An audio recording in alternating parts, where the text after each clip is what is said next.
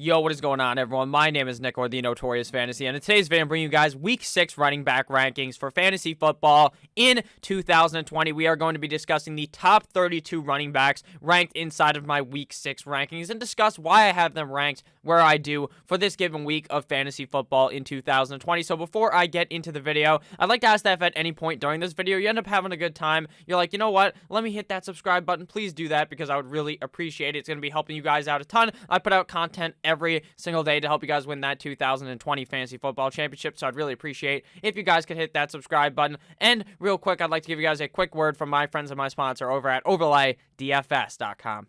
OverlayDFS.com is my favorite place to play daily fantasy sports for fantasy football. Now, they do offer other sports, but I mainly focus on NFL. The site is simple. You go to the matchup shop. There's going to be a million games. Right now, there's only a couple because we're pretty far away from Sunday, but they offer a bunch of different games with spreads. Pretty much all it is who scores more fantasy points head-to-head plus the spread. It is very simple to figure out who scores more fantasy points on Sunday, Carson Wentz or Joe Burrow. Carson Wentz gets +2 fantasy points.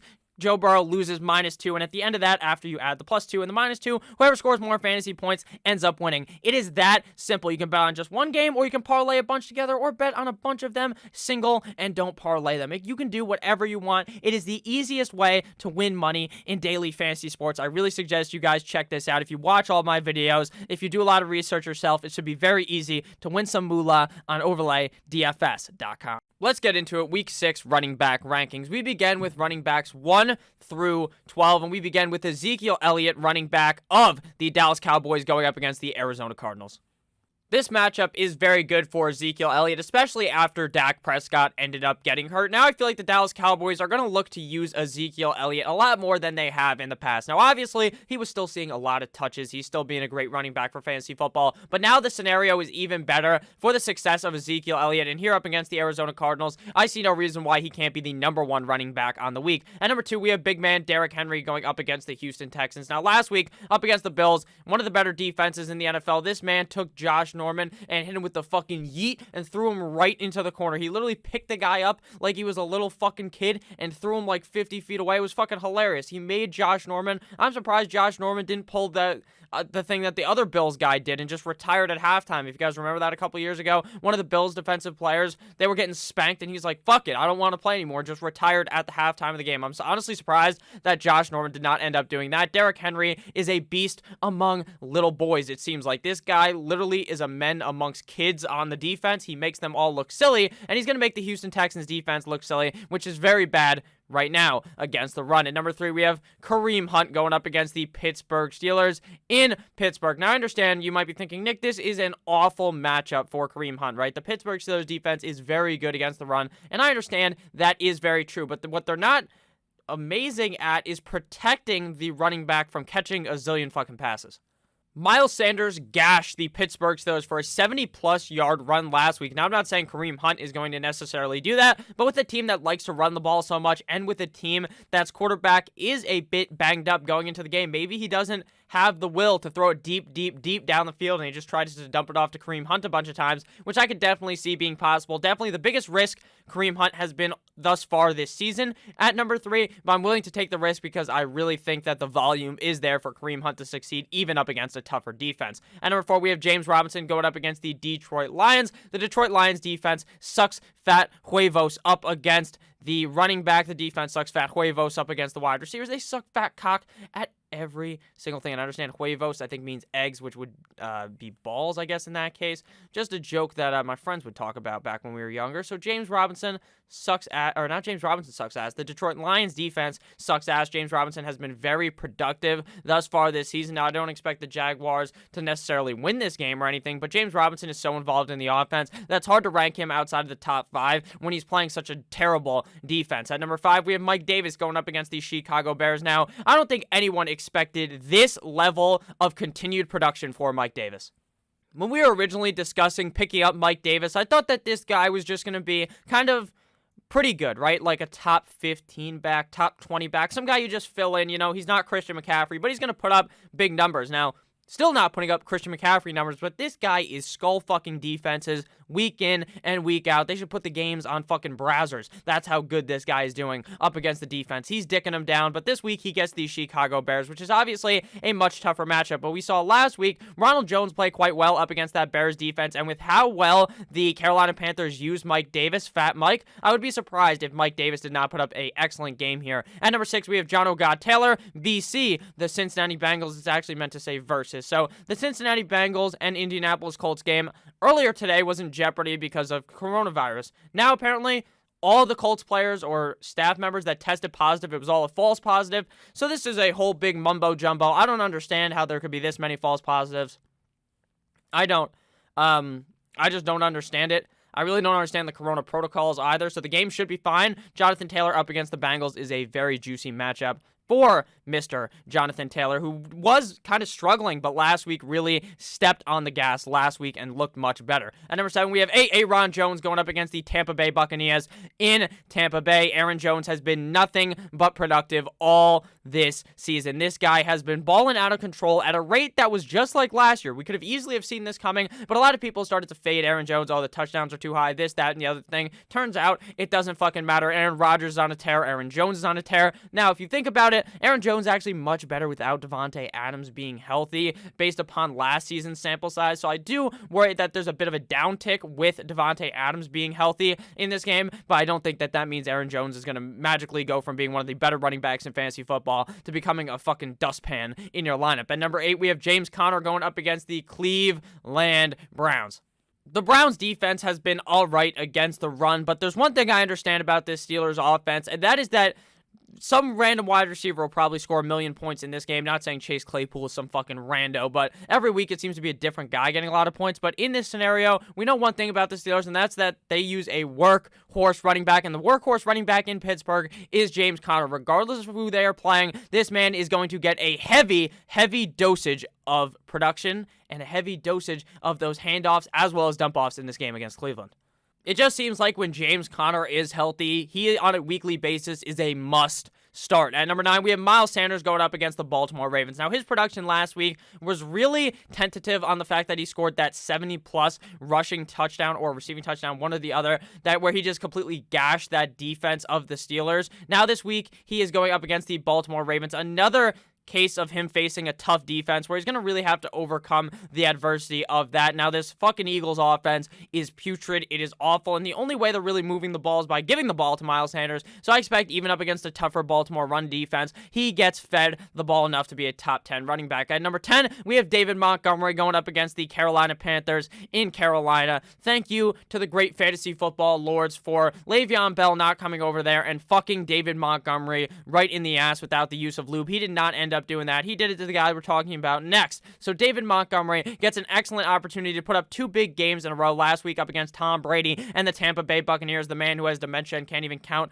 to 4. This motherfucker thought it was 4th down when in reality, the game was over. So David Montgomery has looked very good. Now, it's not necessarily due to the rushing upside. It's because he's been getting a lot more work through the pass-catching game, which was near impossible when Tariq Cohen was healthy. Now that Tariq Cohen is on the IR, David Montgomery has been getting the rock a lot more, giving a lot more opportunity to get in open space. This week up against the Carolina Panthers, I expect another big game out of David Montgomery. We saw the Atlanta offense look pretty good against them last week with the rushing side. Todd Gurley played very well until they just stopped using him for some reason after the first half. At number 11, we have CEH, Clyde Edwards-Helaire, going up against the Buffalo Bills at Buffalo. This is going to be the final hoorah for CEH owners. This is going to be the game where he shows his worth, and Andy Reid gives him a zillion touches because they want to make sure that Clyde Edwards-Helaire isn't disappointed with how his rookie season ended up.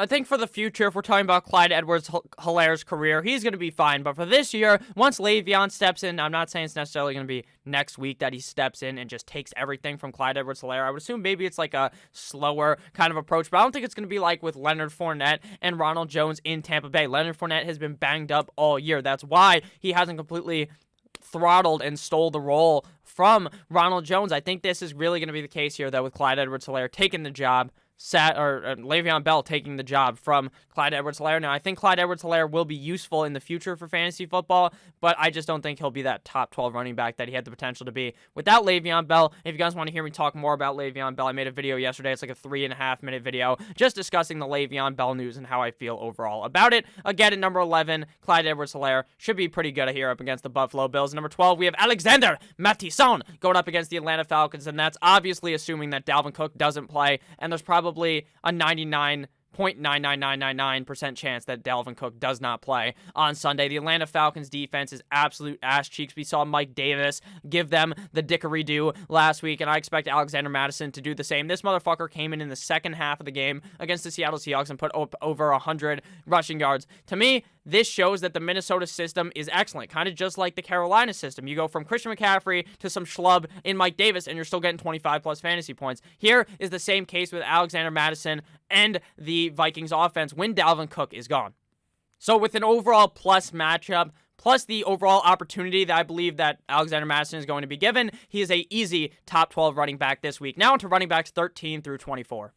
At RB number 13, we have Joe Mixon going up against the Indianapolis Colts. Now, with all the Indianapolis Colts defensive players that were banged up last week are returning, I am a bit worried about Joe Mixon, but I do think that the fact that he's seeing a lot more opportunity in the pass-catching game is going to further elevate him into becoming a potential top 12 running back on the week with the bad matchup, but with the dump-off potential for Joe Mixon, he has to be ranked inside the top 15 for me. At number 14, we have Todd Gurley going up against the Minnesota Vikings in Minnesota. Todd Gurley was getting a heavy workload early in the game last week up against the Carolina Panthers. And then in the second half, Dan Quinn kicked him swiftly right in the cock and said, fuck you, Todd Gurley, you're not getting more opportunity, even though you're individually carrying this team. Now up against the Minnesota Vikings, they fire Dan Quinn. Maybe the new head coach will understand that you need to give Todd Gurley the ball and that he will get more use in this game. But up against the Vikings defense, I could definitely see a big game here, even on limited touches. At number 15, we have David Johnson.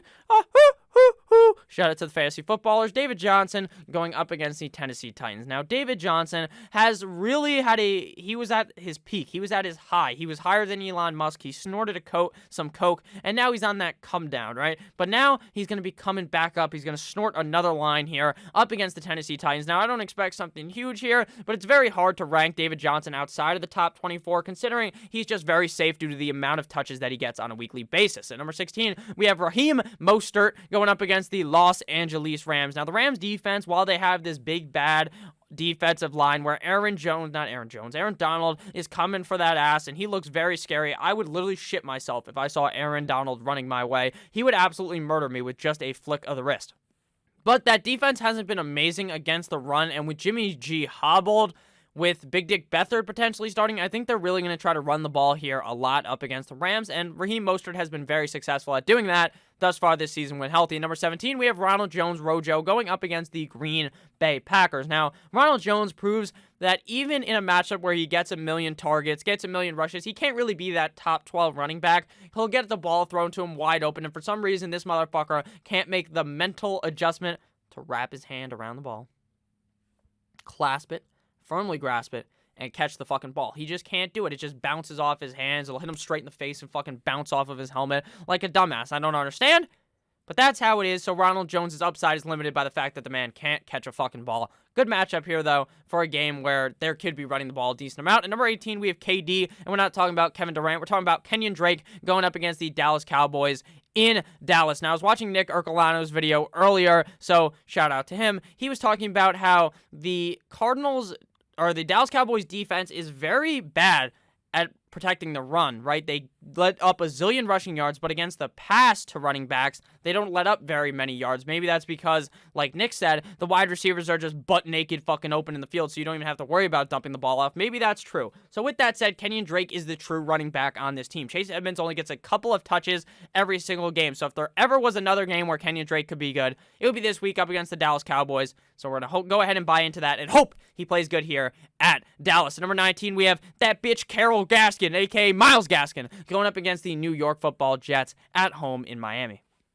Gaskin here is in another good situation. Le'Veon Bell obviously didn't mosey on down to Miami, ride his jet ski down there, which I would have liked as a Dolphins fan personally. But in reality, he probably would have been in the clubs just snorting coke, too busy giving a fuck about the Dolphins. But Myles Gaskin here has been very talented thus far this season, and with Jordan Howard likely getting cut in this game and being completely irrelevant the last couple of weeks, hasn't been getting all that many goal line opportunities. Now Myles Gaskin, Carol Gaskin, is the guy getting the opportunity. I think Myles Gaskin here is in for a big spot up against the New York Football Jets. At number 20, we have AG, Antonio Gibson, going up against the New York Football Giants in New York. And Antonio Gibson here has been scoring a decent amount. He's been getting the dump-offs. It has looked a bit worse, though, with Kyle Allen versus Dwayne Haskins. J.D. McKissick was very involved last week, surprisingly, but Gibson gets the Giants. Should be an easy matchup. Not really top 12 potential, though, due to how kind of confusing how they use the running backs is now. Again, after they switch quarterbacks. At number 21, we have Darrell Henderson going up against the San Francisco 49ers. Now, all three running backs are going to be healthy in this game. Malcolm Brown, Darrell Henderson, as well as Cam Akers. So this is prime duck and cover from Darrell Henderson, but the matchup is pretty solid here up against the 49ers. If Cam Akers was not healthy, this could potentially be a top 15-ish game for Darrell Henderson based off of usage, but now that I don't believe he's going to be used as much, I find it very difficult to rank him inside of the top 12. At number 22, we have MG, Melvin Gordon, going up against the New England Patriots in New England. Melvin Gordon thus far. Now, I don't understand how this man is even allowed to play. He got a DUI, but he's probably going to be playing on Sunday, so he's in the top 24, but I don't think he has a lot of upside because I think he's going, now that with Phillip Lindsay being back on that team, I worry a lot about Melvin Gordon's usage, especially maybe the coach just kicking it right to him, right in the dick, because he got a DUI, because he's a dumbass, going out during the season when there's coronavirus. At number 23, we have Devin Singletary going up against the Kansas City Chiefs. Now, Devin Singletary, Zach Moss now returning.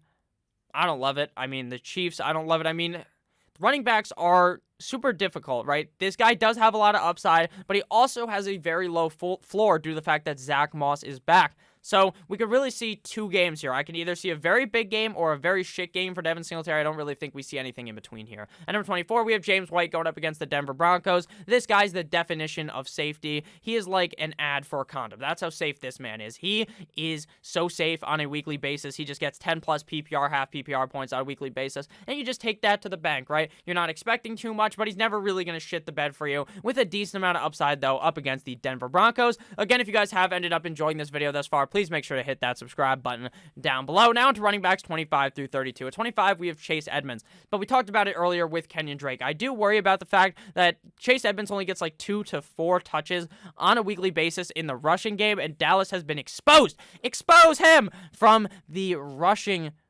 aspect of the game, not the pass catching aspect of the game, but Chase Edmonds is still involved in the pass catching game, right?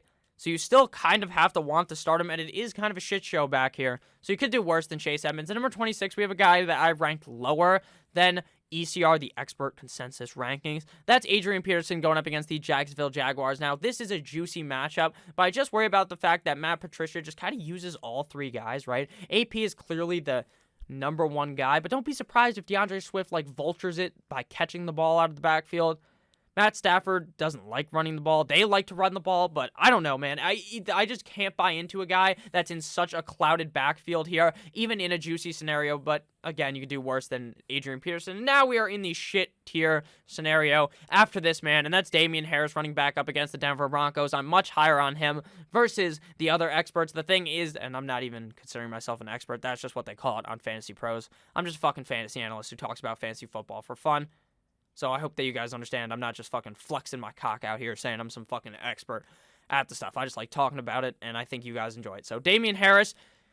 Now, Cam Newton has returned, so that obviously limits his goal line touches because Cam Newton doesn't give a fuck. He takes the snap, he jumps, he takes the snap, he runs left, he runs right, hey, diddle, right to the right, right to the left, straight into the end zone. So that limits Damian Harris, but he's still going to be getting a lot of opportunity, over 100-plus rushing yards up against the Kansas City Chiefs 2 weeks ago before that bye. So I'm still kind of bought in on Damian Harris. Number 28, we have Devontae Freeman up against the Washington Football Team. He had an excellent week last week up against the Dallas Cowboys, but that's because they cannot stop the run for shit here up against the Washington football team and kind of a scary front seven. I don't see that same kind of upside here. Number 29, we have Marky Mark Ingram going up against the Philadelphia Eagles, also on a team with Mark Andrews. Now, this is another scenario like with AP, but way worse. On a weekly basis, it is an impossible guess at who's going to get the touches. Impossible, right? You would think it would be Mr. Big Trust, woo, Mark Ingram on a weekly basis, but at the end of the day, it's some different motherfucker every Sunday. One week it'll be Ingram. Next week it'll be Gus Edwards. Next week it'll be J.K. Dobbins. And then next week it'll be some random ass motherfucker. Most of the time, the best running back on the team is Lamar Jackson. So don't start Mark Ingram. Stay away. He has the upside, but he has virtually zero floor. Number 30, we have Nyheim Hines going up against the Cincinnati Bengals. What a complete and utter 180 from week one. Week one, Nyheim Hines was taking the defense, smacking them in the ass, and fucking them, and destroying them, and having a nice time. Recently, Nyheim Hines has been the reverse. They took him from he's fucking them, then reverse, now he's getting pegged in the ass. That's what's happening here with Nyheim Hines. This is a great matchup up against the Bengals, but I doubt he gets used enough. At number 31, we have Jerick McKinnon going up against the LA Rams. Clear when Mostert is healthy that Jerick McKinnon just won't be used as much. Very sad, as they would say. Pain, but it's okay. I mean, Mostert may end up getting hurt again. Knock on wood. Jerick McKinnon's okay, though. Strictly based on the fact that in the past, the Kyle Shanahan, the 49ers way, has been just using running back by committee, so I still think McKinnon will be involved. Just very touchdown dependent. And closing in at number 32, we have Cameron Akers going up against the San Francisco 49ers, making his triumphant return last week. I mean, I don't know what to think about Akers. I think it would take another guy in this backfield getting injured for him to truly elevate his game up to being worthy of starting in fantasy football. So thank you guys all for watching this video. Again, if at any point in this video you ended up enjoying, please make sure to hit that subscribe button down below. I love each and every single one of you motherfuckers, and I can't wait to see you guys tomorrow in some other bangers of videos. Have a great rest of your guys' day. Have a great rest of your guys' Friday. Let's have some fun this weekend. I love you all. 9,500 subscribers. We almost there. It means the world to me. Thank you guys all. I can't wait to hit 10,000. Hopefully soon. Hopefully you guys do have a great rest of your guys' day, though. That's the most important thing. Make sure you guys stay safe. Have a great rest of your guys' day. I love you all. Goodbye.